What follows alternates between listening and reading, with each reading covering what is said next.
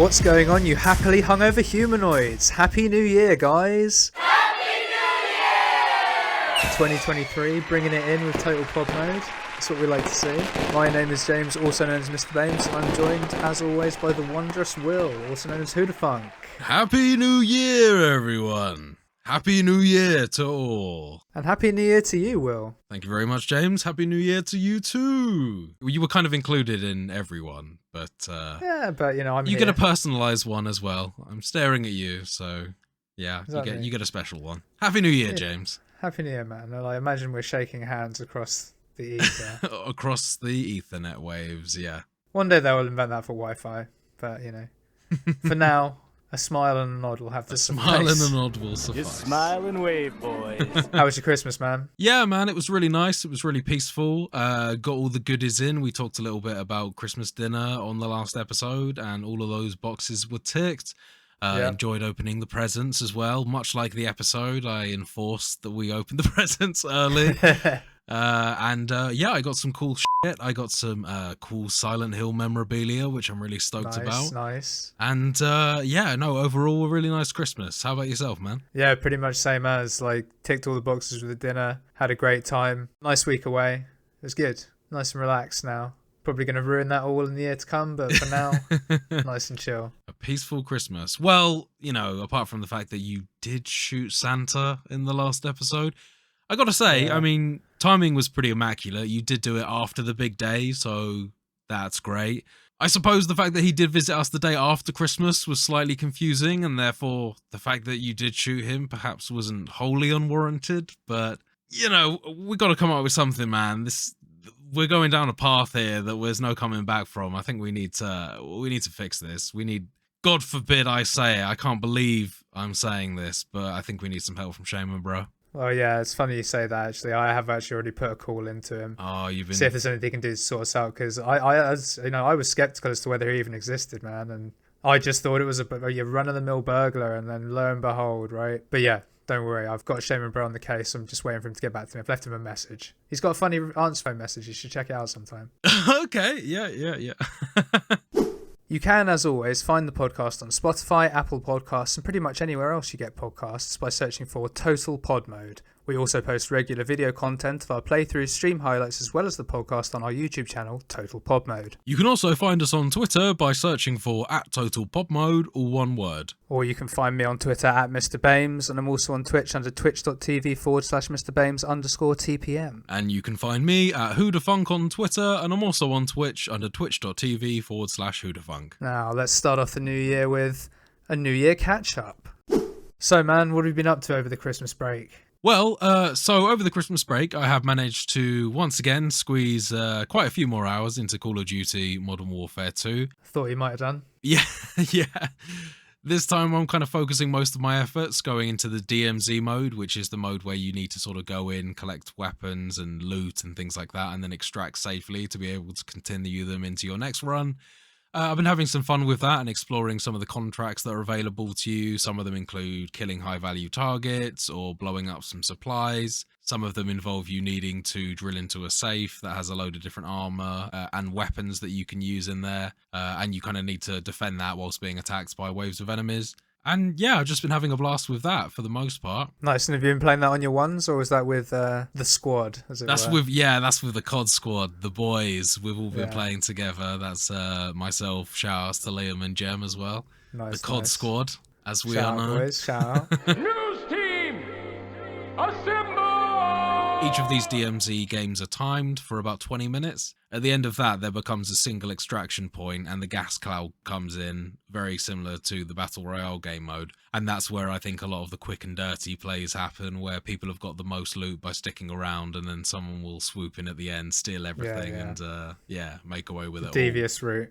Yeah, exactly. So we're kind of armoring up to making an attempt at that, as well as also trying to take on a few more of the settlements, which I finally figured out. Nice. At the moment, I'm building a large collection of keys that I'm not quite sure what they do. They'll do something. And when they do it, you'll be ready. Yeah, I think it's some sort of loot system or something like that. But yeah, no, I do. I've got a nice little collection of keys that I'm taking back. And Yeah, having a blast. Nice. That's what we like to hear. Other than Modern Warfare 2, I've been putting quite a lot of time into a game that I bought you over the Christmas period, James, which is Vampire Survivors. Yeah, don't That blame you. game has got me addicted, man. There has been more nights than I'm willing to admit where I've stayed up till about 4 to 5 o'clock in the morning playing that game. You It's playing this on your phone? yeah, on my phone. I don't even have Oh, this on the dude. PC. I'm literally just sat there on my mobile playing.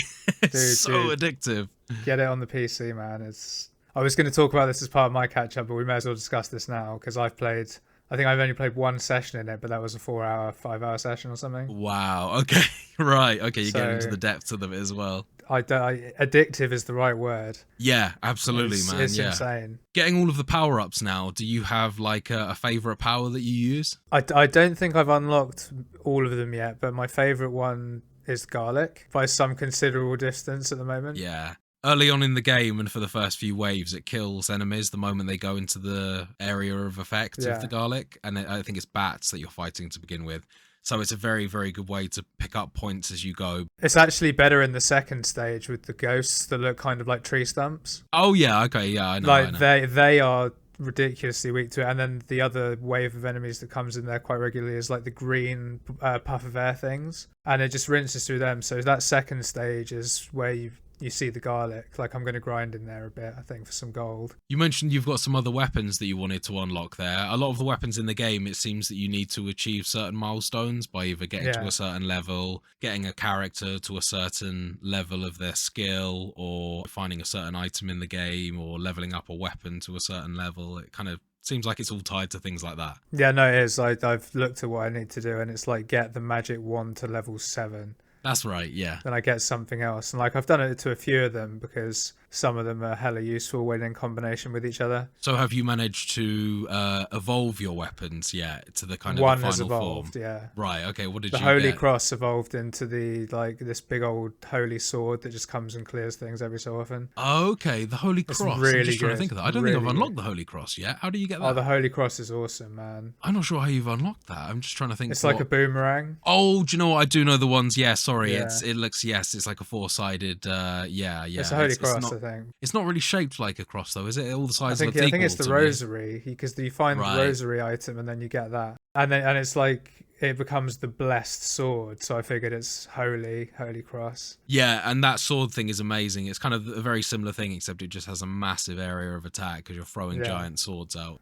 And do you have a particular character that you like as well? Well, I've used Gennaro the most. Same, because he has Because the he extra has the extra projectile at the thing. beginning of the round, right? Yeah, but now I've saved up 5,000 coins so I could buy that for everyone. Yeah, okay, so you're investing into the upgrades as well that you get. That's the first one I got because I was like, okay, the second projectile thing is too useful. Yeah.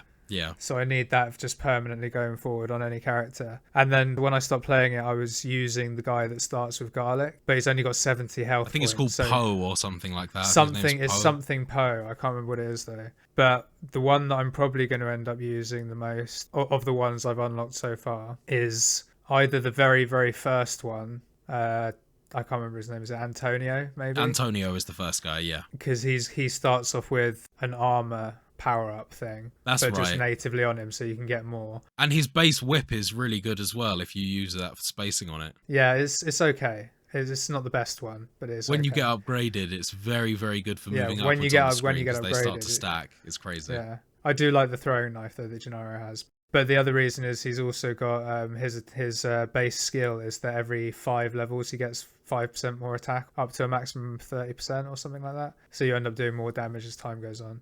The other one I could use is the one that does that, but for experience, because obviously the quicker you get experience gems and level up, the quicker you get more shit. So Have you max leveled yet? Have you completed any of the levels in terms of getting to the full 30 minutes? not 30 minutes, no, but I've got to the level threshold needed to unlock the third stage. Right, okay, yeah. So I got to level 20 in stage 1 and level 40 in stage 2. Okay, yeah, nice. And I think I've got to get to level 60 in stage 3 to unlock the next one.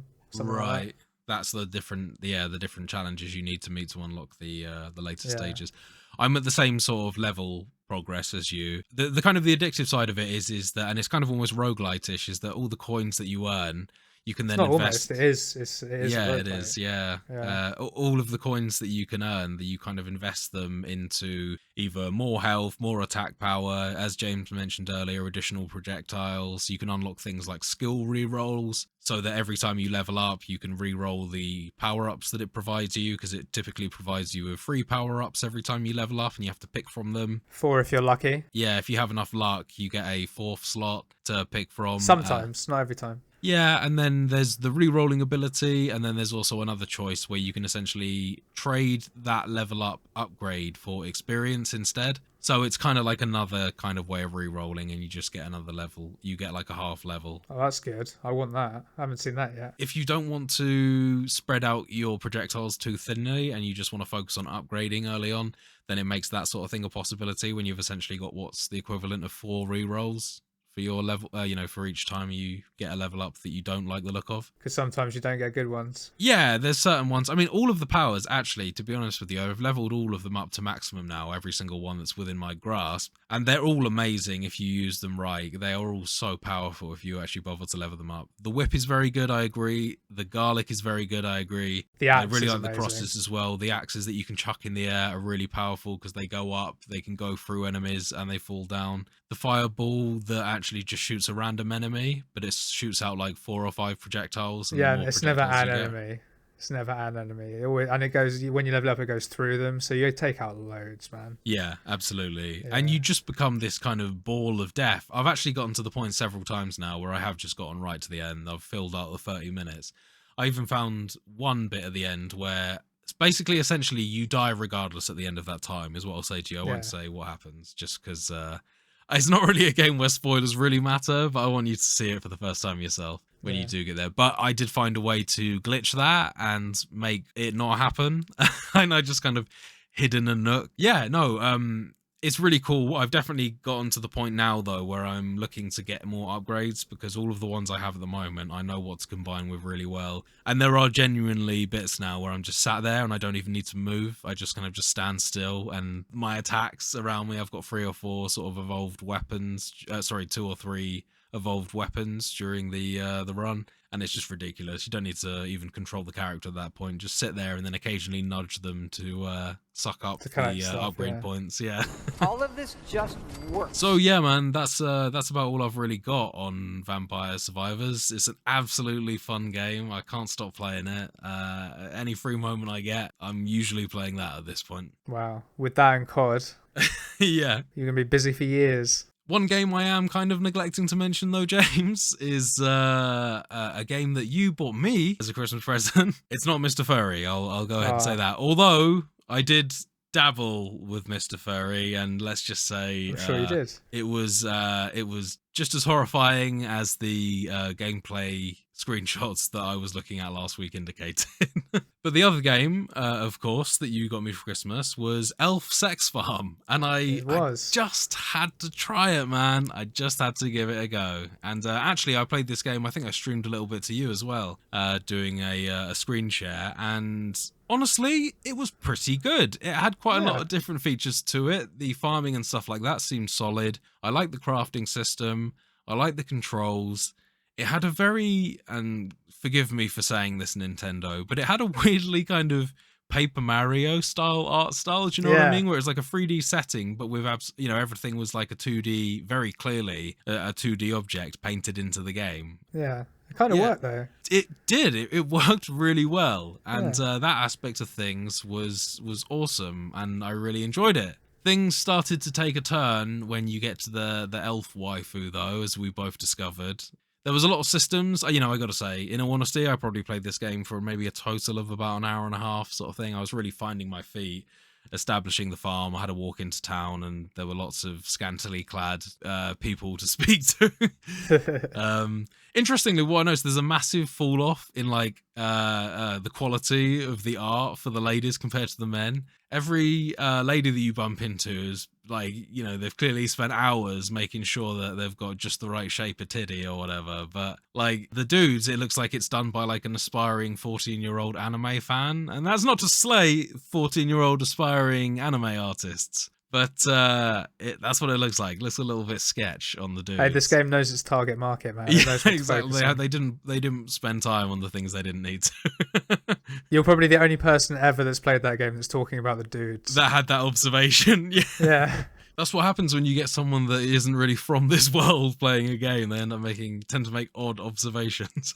Obviously, this is a sex game. It's in the title, Elf Sex Farm. When you do the deed, you impregnate her with some sort of, well, I mean, you impregnate her with we all know what, but then she gets a sort of an egg that it's called an unfertilized egg, isn't it? Which is interesting, seeing as that it seems to get produced after you've had sex. And then there's weird birthing fetish shit going on, which I don't really need to get into, but essentially every time you have sex with her, she seems to shoot an egg out her coochie, and yeah, I haven't figured out what to do with those yet. I've just been sticking them in the briefcase and keeping them for now, but I'm sure I'll find a use for them. You can't cook them. I did discover that. That's nasty.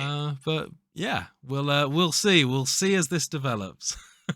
Unlike Stardew Valley, you don't need to. Unlike Stardew Valley. Yeah. I mean, because this game has so many It's exactly the same, parallels to apart Stardew from Valley. a couple of things. Just a few things. Yeah. A few things. But it's Just basically quickly a before you clone. move on from the waifu, can we talk about how you milk her? That's as just well? what I was coming on to, actually. Yeah. Yeah, is that you, unlike Stardew Valley, you don't need to get a cow to get your milk. Yeah. Throughout the day, every so often, maybe every 10 minutes or so, it comes up with an option. There's like a milk jug that appears over your elf wife's head as she wanders around the farm. And you can just go up to her, click on a button, and it makes a interesting noise and gives you a nice little milking animation. And you get your milk that you can use in cooking and various other things. So And it's literally like a bottle of milk, like exactly what you're thinking. It's a bottle of milk, like that. yeah, it's a bottle of nourishing milk. Yeah. You're actually, one thing that I did think was quite cool about this game, and it's something that Stardew really needs. Actually, there's even some Stardew could really Isn't take Elf a a leaf good out of the milk? book of Elf Sex Farm. I'll tell you what. Sorry, Concerned Ape. But you need to add an elf waifu in your game that after you harvest your crops and they fall to the floor, she runs over and goes to pick them up and puts them in the case. That is actually really useful to have. And then the fact that she also just kind of like throughout the game, every so often gives you food that gives you energy and health and stuff like that. It's pretty sick. Nice feature. Yeah. She's a good helper. But before we sort of get too carried away and delve too deep into the features and mechanics of Elf Sex Farm, I think it's time we moved on to your catch-up this week, James. What have you been up to? I know you've been playing some of that Pokemon Violet over the Christmas period. Do tell. So yeah, man, we've already spoken a bit there about Vampire Survivors, which is the other game I was going to shout out. But as you've said there, the main thing I've been playing over Christmas has been Pokemon Violet. As expected, I gotta say, we knew that this was your Christmas game. How did you get on with it, man? Did you experience many of the complaints that people had? Did you enjoy your time playing through? What's going on? So the first thing I'll say is I thought this game was excellent. It was better than I thought it was better than Shining Pearl, Brilliant Diamond. But I enjoyed it more. Fair enough. Those titles weren't particularly well received, were they? Though I don't think. I don't know about the general consensus overall. I don't believe they were as well received as Sword and Shield were. I think most people thought the art style was a bit too garish and was overly chibi because it was trying to do it, but in a modern way that didn't really work. Fair enough. But okay. But I just didn't enjoy the game as much either. But yeah, this was awesome. I thought it was really good. I can see why people have said some of the things they've said, and I'm not just doing this to be that guy. And I genuinely didn't see any of the glitches that anyone was talking about in terms of the body contortions or like majorly had issues with anything. You could clip through the floor a little bit if your Pokemon battle was happening on a slight hill and you move the camera around.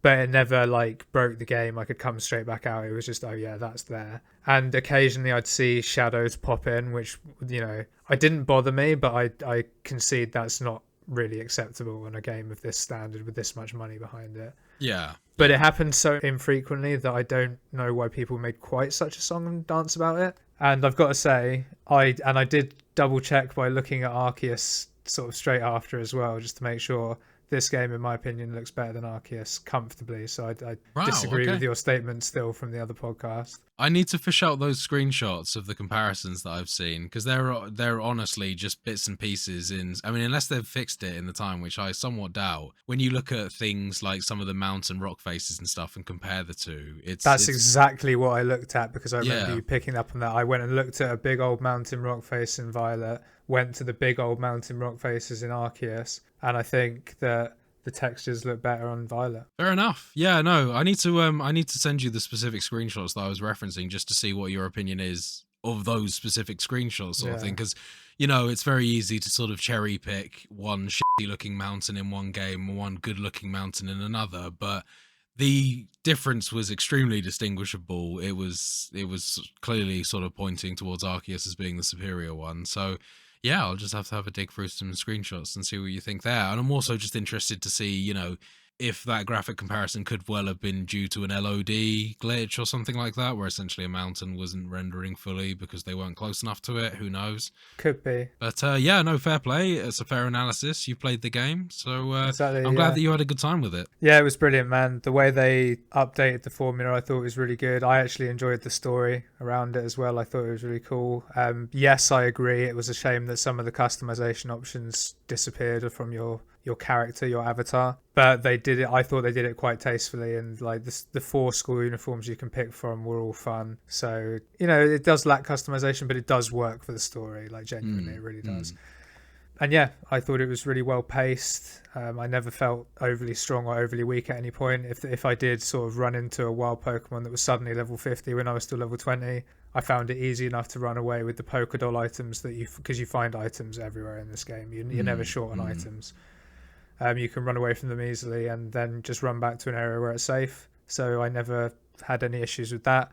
And yeah, it took me on a ride the story. I'm not going to spoil anything just in case any listeners still haven't played it yet, 'cause it's still a relatively new game. But yeah, where it goes, I actually thought was kind of cool and very, very different from some of the other Pokemon games I played, although similar themes. Yeah, really good time. I think I did mean to check before the podcast, but I think it's somewhere between 60 and 80 hours. I don't know how many. Damn. I think it's about 60. I completed everything, and I think I've just got post game now. Yeah, it's good fun. I can see myself playing it for another 20 odd hours, honestly. Nice one. Yeah, no, it sounds like another successful Pokemon title from your stance, which is great. Yeah, and only one crash right at the very, very start, because sometimes when you menu too quick, you like press start and then go down an A like really quickly, it makes the game crash sometimes. So that happened once at the very start. But other than that, no performance issues. No performance issues? Are you sure about that? You didn't even get well, I mean, you mentioned some performance issues earlier there, sort of thing. Yeah, well, no, but I mean, like in terms of like crashes, no, I never slowed down or anything like that. Yeah. Occasionally some animations way off in the distance would be a bit choppy, but nothing like my character never slowed down, or there was never any lag or glitching or frame drops or anything like that. Yeah. But maybe I just got lucky. Who knows? Although I'll tell you one quick thing I will say on Pokemon, actually. The one thing that was actually I need to thank you for. You told me about a thing where if you face backwards, you can jump up pretty much any mountain. All right, you got some. That was really handy for getting some items and early doors. So thank you for that. That's true. That does work on some mountains. Nice. Okay, yeah. It's a bit like the Skyrim horse as well, isn't it? You can kind of do the similar sort of thing. It's nothing like that. But there's very specific sort of shapes of slope you can do it on. It's really good. Okay. But no, man, I think that about does the catch up. It's good Christmas gaming. That's what we like to hear. Did you play your Gex level, or did that not get a look in this year? No, honestly, this year I was so busy with sort of doing other Christmas festivities that was actually accounting for a lot of the reason why I actually spent so much time playing Vampire Survivors this Christmas. Is that Fair. It was a game that was quick and easy to pick up and put down on my mobile. So yeah, honestly, I probably put in, we were talking game times. I think I probably stuck in a good 6 or 7 hours on Vampire Survivors over the sort of Christmas, Boxing Day sort of days. Yeah, nice. That's what we like to hear. So normally we'd move into the news now, but we don't have any news. It's the new year. Things have really slowed down towards the end of the year. Yeah, can't think why. It's almost as if everybody's celebrating. So what we thought we'd do instead was a little bit of a year in review. Talk to me, man. Like, what were some of your favourites from 2022? Do you have any standout titles that you really enjoyed? So there was quite a few games that released this year, although I gotta say, I didn't actually play all that many of them. There was some sort of, quite a few notable titles releasing, particularly on the PlayStation 5. We had Horizon Forbidden West, we had God of War Ragnarok.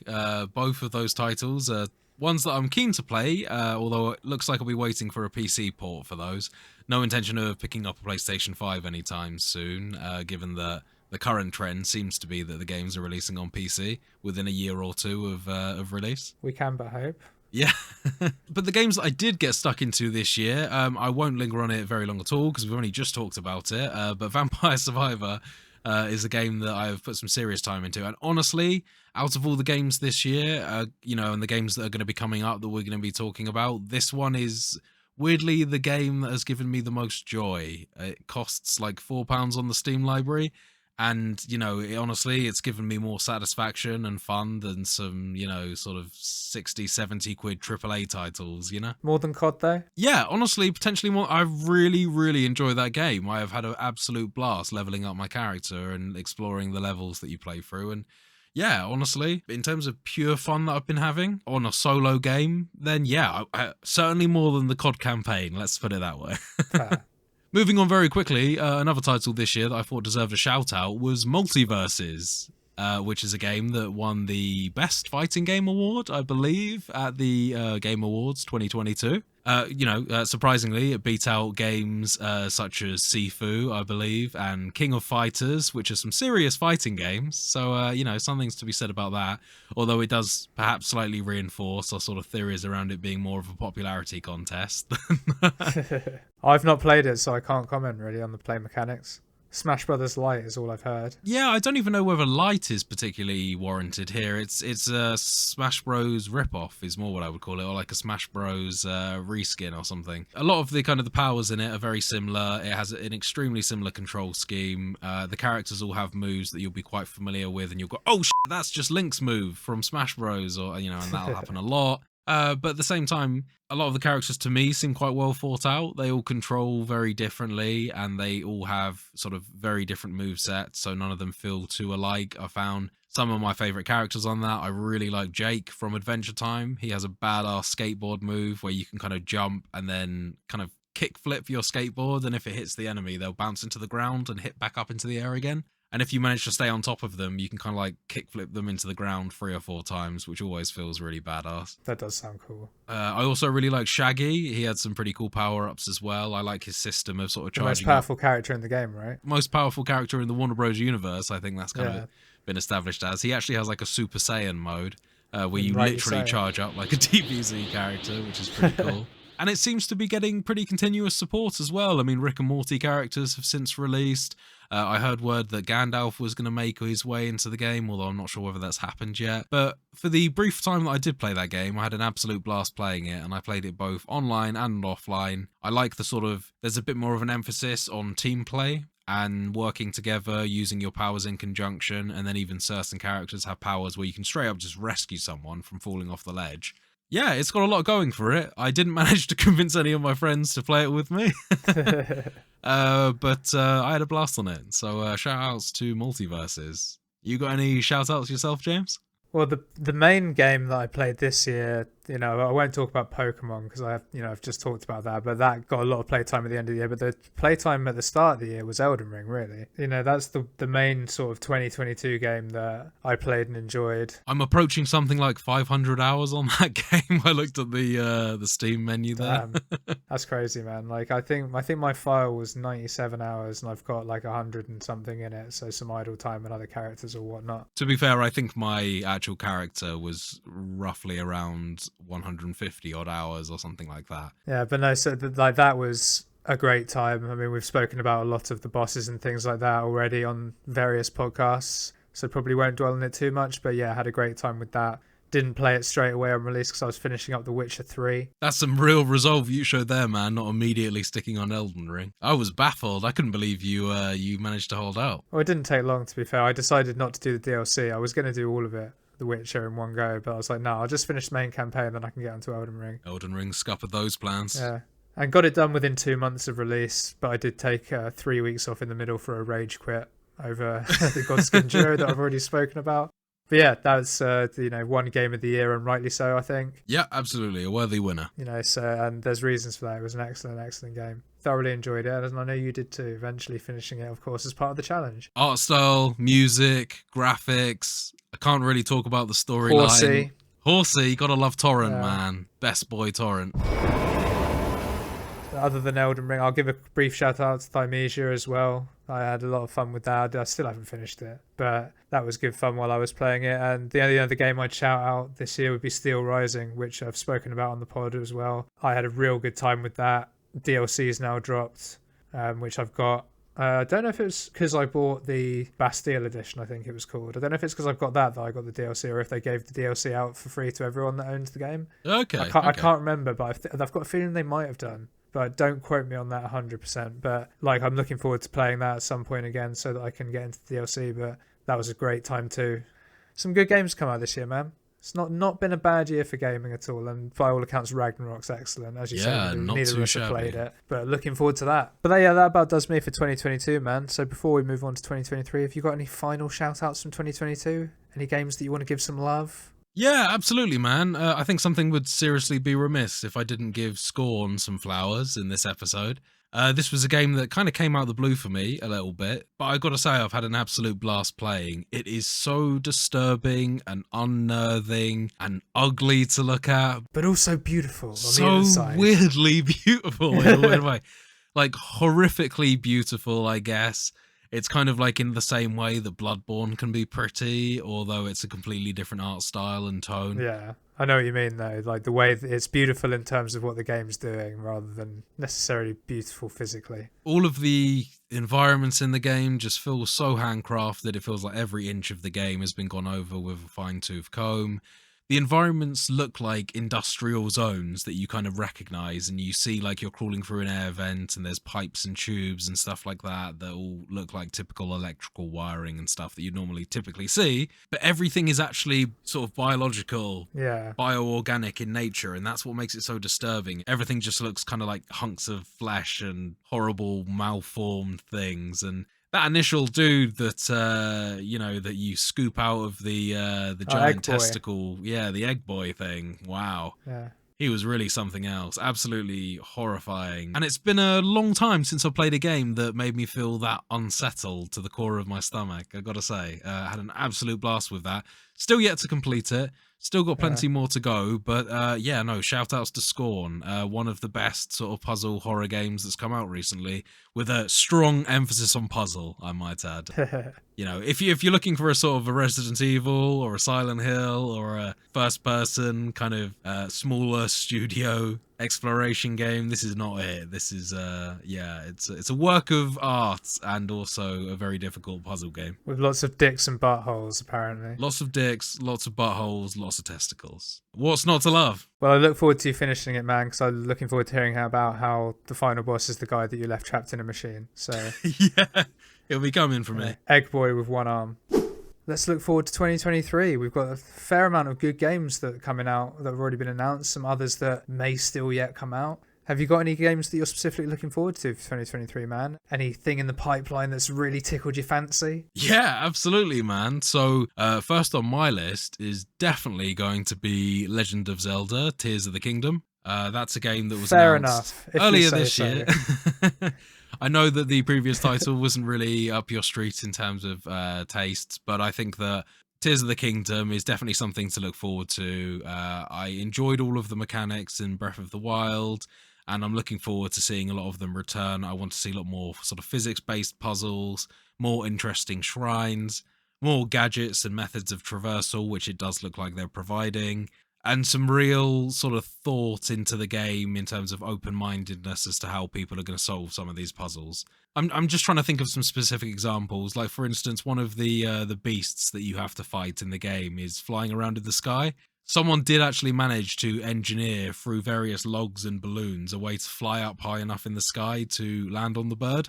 However, the bird doesn't have a hitbox, and when they tried to, they just fell straight through it. So I would like to see a potential solution, if you were able to do it with enough skill, I'd like to see a potential solution to puzzles like that where they actually allowed that sort of creativity. Whereas you can tell that given the fact that it didn't have a hitbox, they'd never imagined that someone would even manage to get up there, sort of thing. So, Well, do you truly believe in your heart of hearts they'll do that, though?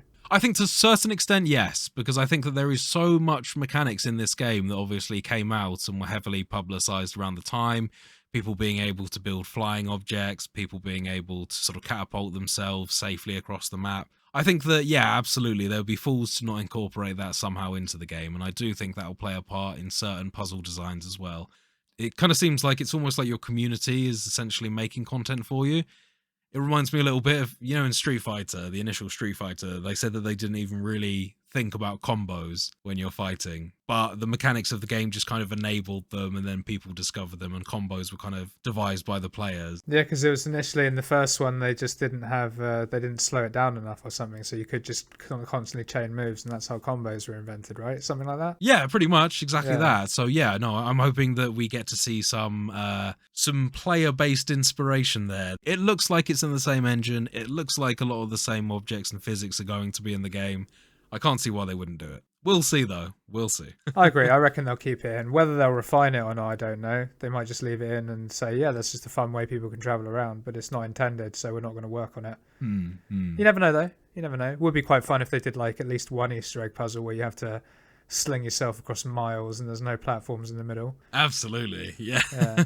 Presumably, you'll have the same sort of powers. Yes, I'm interested to see what new powers they'll actually give you as well. I'm hoping that, if they don't even have that many new powers, hopefully they'll be able to expand the current ones that you do so that you're able to do more stuff as well with those. I hope you don't lose any powers. It would kind of suck to not have a power that you had in Breath of the Wild, so we'll have to see about that. I mean, I'm just anticipating it being more of the same, to be honest. I'm not even sure they'll add new powers. They might And that's do. all I want. That's all I want. More of the same, please. I'd be happy with just the Breath of the Wild expansion. That was essentially just another map sort of thing. Well, if your prayers might be answered, man. It could well be that. We Sounds don't like know. it. What about you, man? Do you have any games on your 2023 hit list? Yeah, I've got a few, actually. The first one I'll talk about is one I've already pre-ordered. So that sort of spills into why potentially I'm looking forward to it so much, which is Hogwarts Legacy. Nice. Which is due to come out Yeah. in February, I think. So not that long to go now.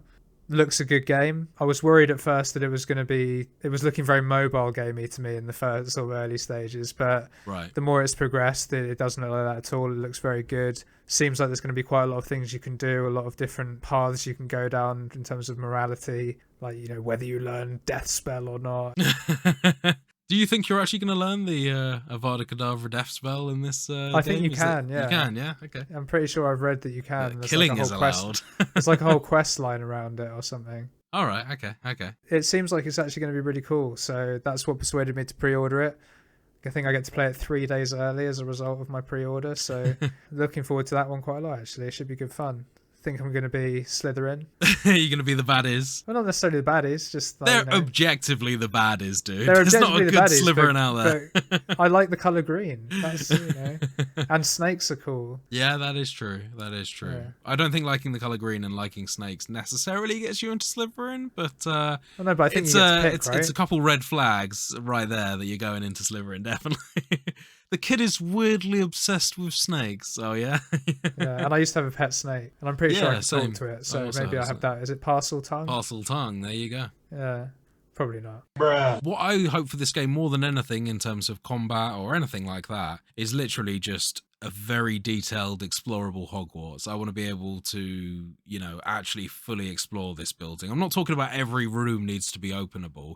I want to be able to feel like I'm kept really busy exploring Hogwarts and really feel like it's a big building inside. Well, I think that you're going to be happy then, because from what I've seen, certainly the common rooms for each house and the grounds and things like that, they've all got custom interiors that are all very clearly different from one another, well thought out. It looks to me like you can walk around the halls of Hogwarts and you go into like the dining room and places like that. So I imagine there's going to be like key areas in massive air quotes that you can go into. You can explore the forest. I'm thinking that you can probably go into that town place that's not far away. You can go to Hogsmeade as well, yeah. Yeah, so I think that you're going to get all that, man. It sounds like it's relatively open world, actually. I've stayed away from a lot of it because I'm like genuinely excited for this, so I don't want to know too much.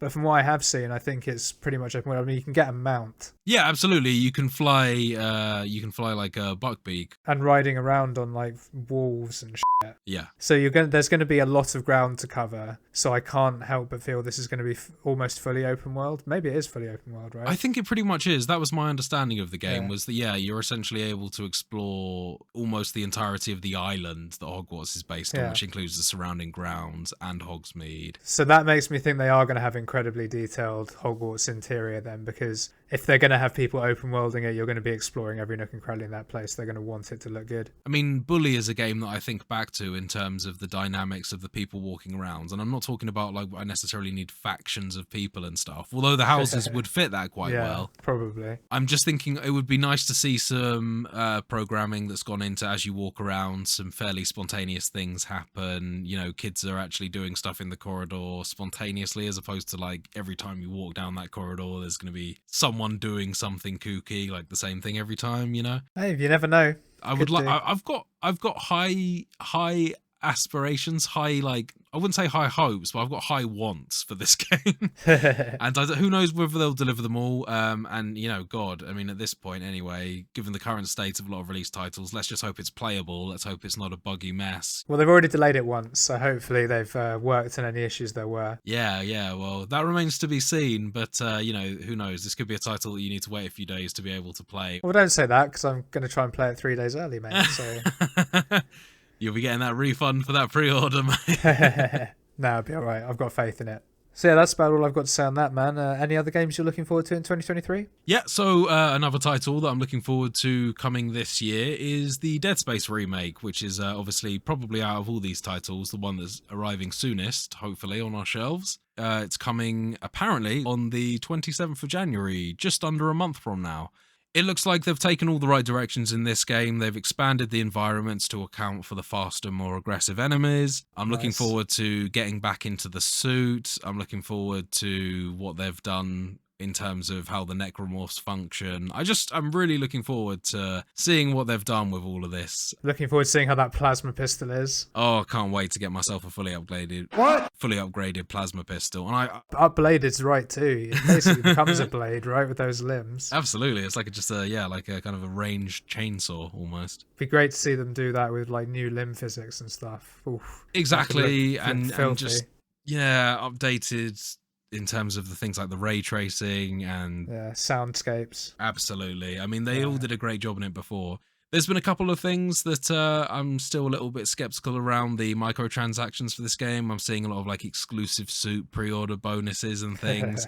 And I think a lot of them are actually aesthetic only, which is a relief to hear, I've got to say. Yeah. That said, I'm pretty sure there were some DLC suits for the first game that gave you additional defense and things like that. You unlock a black and white suit in the first game after you've completed it under certain sort of requirements, and that gives you additional damage reduction and a bigger backpack space and things like that. So fingers crossed they don't tie that behind a paywall, essentially. Yeah, I'd like to think they wouldn't. Seeing what the backlash for Callisto Protocol potentially doing that, I don't think that that's something Dead Space will want to go near. With luck, because you never know. And I was a little bit, I got to say, given what I've seen of Callisto Protocol, I was a little bit disappointed with how that panned out. Truth be told, I haven't played it yet. At this stage, I don't know whether I'm going to, honestly. I think that, it fell short of a lot of my hopes. Maybe my expectations were unjustified, but I was really looking forward to playing that game, and now I've got a big question mark over whether I'll even pick it up. So, Dead Space, you're my last hope in terms of sci-fi horror for the immediate future. My only hope. So, man, what about you? Another game for 2023? Yeah, man, another game that I'm really strongly looking forward to in 2023 is Wolong Fallen Dynasty. This is another one that I saw some release trailers for this, and this looks really good, cool. Yeah, man. It's like it's another sort of Souls-like game made by the same company that made the Neo series. I think they're called Team Ninja. Yep. And it just looks really fucking cool. It's basically just same sort of thing as Neo, but I think it's Chinese instead of Japanese aesthetic. A bunch of mythical beasts, big old demons, some cool looking combinations that you can use with various weapon types. It just looks like a real good time. So very much looking forward to that. The weapons that you get in it look really cool. The graphics look absolutely gorgeous. I'm really interested to see if this is going to be open world or if this is going to be kind of like a sprawling map or whether this is linear. At this point, it all seems a bit foggy, you know? I was going to say, I'm hoping that it's kind of like a more traditional Souls game in terms of it being a big world that's interlinked, but not necessarily open world. It's relatively linear in where you have to go. And to compare this to another FromSoft game, this looks like it, has a lot of similarities to Sekiro instead of the art style. There's a lot of sort of fantasy, mystical beasties and things like that. I think that the main character, he's probably designed off of, I can't remember the name of him, but he's the monkey god, usually wields a staff, I think. But yeah, he certainly resembles that character, and it seems like there may well be some ties to that story. Yeah. Yeah, it looks like some of the characters in there are kind of inspired or lifted from Journey to the West as well. So I think that people will see a lot of familiar characters in there, at least, or inspired from familiar characters. Any more from you, man? Yeah, so the final title that I'll talk about in this segment is Diablo 4. I'm fairly optimistic about how it's going to pan out, although, I guess cautiously so in terms of how Diablo Immortals was received and the emphasis there on microtransactions and things like that. I mean, compared to Diablo 3, I think we know what we can expect here, which is several DLCs with special characters locked behind each of the DLCs. This is going to kind of be one of those ones where I'll be loath to buy it when it comes out. I probably will, just because I know quite a few people that are planning on investing in that and playing it. However, there is a part of me that just wants to wait a year or two until this thing comes out with the Evil Extra Super Spooky Edition. With all of the characters, all the DLC and everything all combined. Problem is these are never on sale, ever. It's so rare. You have to really keep your eye out for them. They go on sale around Christmas time and summertime. Like, I do see Diablo 3 on sale regularly. I've just never managed to catch it when I've actually had some money in the account to actually spend out. Because even though they're discounted by like 20%, 25%. Yeah. They're really not heavily discounted either. Exactly. I think on Xbox I got the, is it the Reaper edition? I think That's it, the Reaper of Souls edition or the Reaper something of like Evil. That. I think I got that for 20 quid and that was like the cheapest I've ever seen it. Yeah. I think I've got like the Ultimate Evil collection, which feels like the same thing as the Reaper edition. Ultimate Evil collection sounds like it's got more in it. I know you would think that, right? But I don't feel like I did, unless it's probably completely minor stuff. I don't think you got any more special characters in my addition to the one that you got. So, but yeah, no. So that's just a game that I'm looking forward to in terms of playing with friends. It's kind of, I really hope that they actually have the couch co-op still enabled in this. It would be really disappointing if you can't sit with someone on the sofa, play on a shared screen, and crack through Diablo 4. But who knows? It seems like that's less and less of a priority these days. Yeah, we can but hope, man. Like, because that was such a good feature of 3. I too will probably end up picking this up relatively early doors, but begrudgingly. Yeah. I don't like the fact that I'm probably going to spend 50, 60 pounds on this. A Diablo game to me feels like it should be 30, 40 quid at most. I don't know why. I know what you mean. I mean, well, God, the original Diablo games were probably that price point, given like sort of inflation and things like that. But then also, I mean, Diablo 3, it doesn't blow your socks off or anything, does it? It's actually, at this point, it feels very arcadey. It almost feels a little bit like Vampire Survivors in the way that it's like a twin stick shooter instead of a single stick like Vampire Survivors. But yeah, there's a hell of a lot of crowd control, running backwards, dumping your spells, keep on doing the same sort of thing. It's arcadey, I would say. Yeah, but that's how I like Diablo games, because that's how I've played them, right? But I'm talking about just in terms of defying the price point that you mentioned earlier. I agree with you. I like it, and that's the reason why I want to sit there and play. I like playing those style of games with friends. It's just, does it justify the 70 quid price tag that it's likely going to release? I think that's probably the point I'm making. Yeah, exactly. No, not at all. But as you say, I'll probably still get it. So still get it. Yeah. We're just fueling the problem, James. It's shit, but what can you do? I'll still get it. Probably get it more so because you and others have got getting it rather than because I'd get it. But right, yeah, a lot of these days you just got to buy the games that your mates are playing, right? Yeah, it'll be a good time though. It'll be a good time. So, man, I'll pass it back to you. Is there one last game on your list? Kind of a 2-for-1, because I'm going to be very brief about both of these, because one of them we've spoken about on the show before, which is Lies of P. Okay, yeah, that's another game you can tick on my box of wish-listed games. Exactly, which, the very, very, very bare bones description would be it's Pinocchio Souls. Or Pinocchio Born, probably. Yeah, I think so. It looks like it has Yeah. quite a bit more of on like gunfire countering and things like that. Yeah. Looks fantastic. Can't wait to Looks get my hands really on it. fucking good. So that's going to be a good one, I think. And then the other one I just want to give a brief shout out to because I'm looking forward to it more because of the publisher rather than the actual game itself. Is Starfield. I'm looking forward to it because it's a Bethesda RPG and in my opinion they're the best. So it should be a good time. What I have seen of it so far, and admittedly I haven't seen anything for about a year, doesn't look good. It doesn't look good at all, but I have high hopes for it because it's Bethesda, so looking forward to giving that a go. And to be fair, I mean, the footage that I saw of that, it has been delayed twice since the last footage I saw, so maybe there's a reason for those delays, and maybe they've had a chance to rectify some of the gripes we might have with that game.